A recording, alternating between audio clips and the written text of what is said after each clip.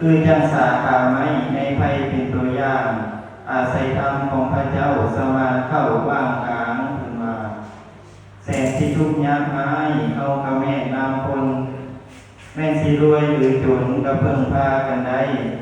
คือจังเมื่อพาแก้เทียนเห็นให้เทียนแก่เพื่อว่าน้ำเมื่อสิได้ดอกแก่เทียนญาติโยมทั้งหลายมื้อนี้ปาโลกนี้แห่งการทำบุญถวายทานเนื่องจากมื้อนี้เป็นวันสำคัญทางพระพุทธศาสนาวันสำคัญทางพระพุทธศาสนานี้มีอยู่4วันคือ1วันมาฆบูชา2วันวิสาขบูชา3วันอัฐมีบูชาและ4วันอาสาฬหบูชาในมื้อนี้ก็แม่นวันอาสาฬหบูชามื้อนี้มีเหตุการณ์สำคัญเกิดขึ้นคือเป็นมื้อขึ้น15ค่ำเดือน8 2เป็นวันที่พระพุทธเจ้าแสดงปฐมเทศนาหรือเทศนาหลักธรรมคำสอนครั้งแรกคือธรรมจักรกับปวัตตนสูตรแก่ปัญจวัคคีย์ทั้ง5ที่ป่าอิสิปตนะมฤคทายวันเมืองพาราณสี หลังจากได้ฟังธรรมแล้วนี่พระอัญญาโกณทัญญะก็เกิดธรรมจักษุคือได้ดวงตาเห็นธรรมบรรลุเป็นพระโสดาบันและเป็นพระภิกษุรูปแรกที่ได้ถือกำเนิดเกิดขึ้นมาในพระพุทธศาสนา3เป็นวันที่พระรัตนตรัยเกิดขึ้นในโลกอย่างบริบูรณ์และเนื่องจากมื้ออื่นก็เป็นวันภาวนาเข้าพรรษาในวันภาวนาเข้าพรรษา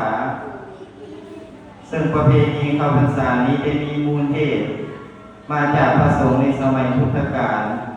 ได้จาริกไปในสถานที่ต่างๆเพื่อเผยแผ่พระพุทธศาสนา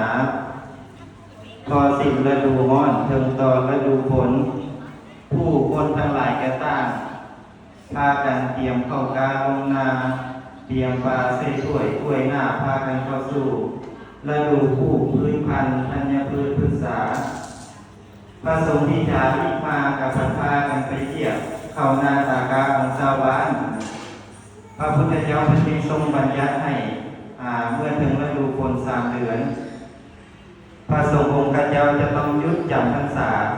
เพื่อเป็นการทรงเฝ้าอนุเคราะห์ชาวบ้านและป้องกันความเสียหายต่อธัญพืชที่ชาวบ้านนี้ได้ปลูกไว้2ก็เพื่อแสดงความเมตตาต่อสัตว์น้อยน้อยใหญ่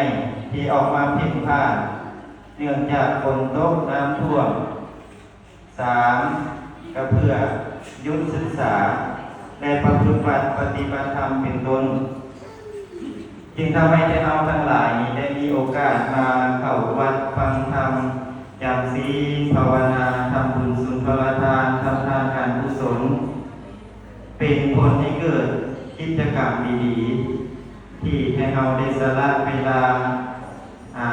มาทำบุญถวายภัตตาหารให้ทานในวันนี้ในทางพระพุทธศาสนาเพิ่นเอิ้นการทำบุญแบบนี้ว่าทานนามัยคือบุญที่สำเร็จได้โดยการให้ทานเป็น1ในบุญกิริยาวัตถุทั้ง3อย่างที่มาในพระไตรปิฎกและเป็นพื้นฐานสำคัญของการกำจัดขัดเกลากิเลสนิสัยอันเป็นไปเพื่อความตนีที่เหนียวในความยึดติดในวัตถุสิ่งของ3ก็เพื่อเป็นบารมีสร้างทานนามัยที่มีเหตุมีปัจจัยไปสู่วัตถุประสงค์เป้าหมายอยู่3อย่างเป็นว่าคือ1เพื่อสงเคราะห์โลกช่วยเหลือเพื่อนมนุษย์สร้างสังคมที่เกื้อกูลก็เพื่ออารีให้มีมาในระหว่างกัน2เพื่อกำจัดขัดเกลากิเลสนิสัยอันเป็นไปเพื่อความตนีที่เหนียวและความยึดติดในวัตถุสิ่งของ3ก็เพื่อเป็นบารมีสร้างสมเป็นต้นทุนเป็นบุญเป็นกุศลยังผลที่ดีให้มีให้เกิดขึ้นมาแก่ตัวเองทั้งโลกนี้ ที่พักสมบัติในนิพพานสมบัติเป็นที่สุดเพิ่นว่าทานนามัยหรือบุญที่สำเร็จได้ด้วยการให้ทานนั้นแท้ที่จริงแล้วบ่ได้มุ่งหวังที่ผลตอบแทนเป็นโซ่เป็นลาภเป็นยศในอนาคตการให้ทานนั้นแท้ที่จริงแล้วเป็นการให้เพื่อสละเพื่อละเพื่อวางเพื่อให้จิตใจสว่างว่างเว้นจากเวรจากภัยด้วยใจที่มองแหนยึดติดพัวพันในทางพระพุทธศาสนาการให้ทานบ่ได้มีแต่ทรัพย์สินเงินทองเข้าของเครื่องใช้อย่างเดียวคือว่าแต่ยังได้จำแนกออกเป็น3ประเภทคือ1อามิสทาน2ธรรมทาน3อภัยทานอามิสทานนี้คือการให้วัตถุสิ่งของการแบ่งปันปัจจัย4มีอาหารเครื่องนุ่งห่มที่อยู่อาศัยยารักษาโรครวมถึงทรัพย์สินเงินทองของใช้ในยามยากเพื่อบรรเทาความลำบากของผู้อื่น2ธรรมทานการให้ความรู้และปัญญาเป็นทานตัวอย่างการให้ปัญญาในการดำเนินชีวิตให้ความรู้ว่าเรื่องนี้ทุกข์มีเหตุให้เกิดทุกข์มีความก้าวล่วงความทุกข์มีหนทางดับทุกข์ตลอดไปจนถึงให้ความรู้เกี่ยวกับปัจจัยต่างๆศาสตร์และศิลป์ทั้งบนดินและในอากาศจักรวาลเป็นต้น3อภัยทานการให้อภัยเป็นทานหมายถึงการสละความโกรธด้วยการให้อภัยสละความอาฆาตพยาบาทในดวงใจด้วยทิฏฐิเมตตาท่านทั้งหลายคำว่าอภัยนั้นแปลว่าบ่มีภัยผู้ที่ให้อภัยบ่ได้จึงเป็นผู้ที่มีภัยเฮาก็สิสังเกตเห็นได้ว่าบุคคลที่ถูกกรรมถูกเวรอาฆาตพยาบาทบ่อาจสิอยู่ในโลกนี้ได้อย่างมีความสุขไปใส่กระทุกข์ใจ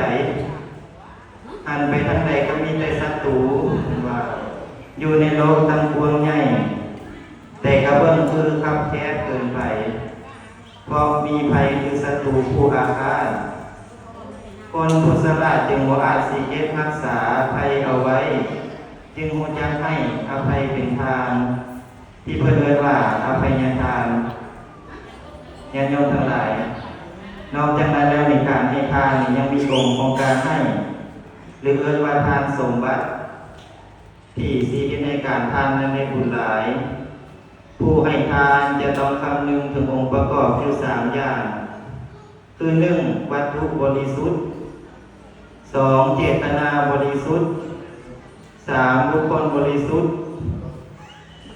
วัตถุบริสุทธิ์นี่หมายถึงสิ่งของที่สิบริจาคทานบ่ว่าสิเป็นหยังก็ตามสิซื้อเข้ามาหรือขอเข้ามาก็ตามจะต้องเป็นของบริสุทธิ์ที่เฮานี่ทำมาหาได้โดยสุจริตบ่ลักขโมยคดโกงเบียดเบียนหรือหลอกลวงคนอื่นถ้าเป็นของซื้อนี่ก็เงินที่เฮาซื้อจะต้องเป็นเงินที่เฮาทำมาหากินได้โดยสุจริตธรรมทานนั้นยังชื่อว่าบริสุทธิ์2เจตนาบริสุทธิ์เจตนาบริสุทธิ์นี่หมายถึงเจตนาของผู้ที่สิให้ก็ต้องให้ด้วยความบริสุทธิ์ใจมุ่งให้เกิดความดีงามให้จิตเลื่อมใสให้ใจใสสะอาดบ่ได้ให้เพื่ออวดมั่งอวดมีอวดดีอวดรวยคุยโววัตถุดีลื่นบ้านลื่นเมืองเพิ่นบักหลายไผสิเป็นสิตายนี่ก็อยู่นำเพิ่นเบิด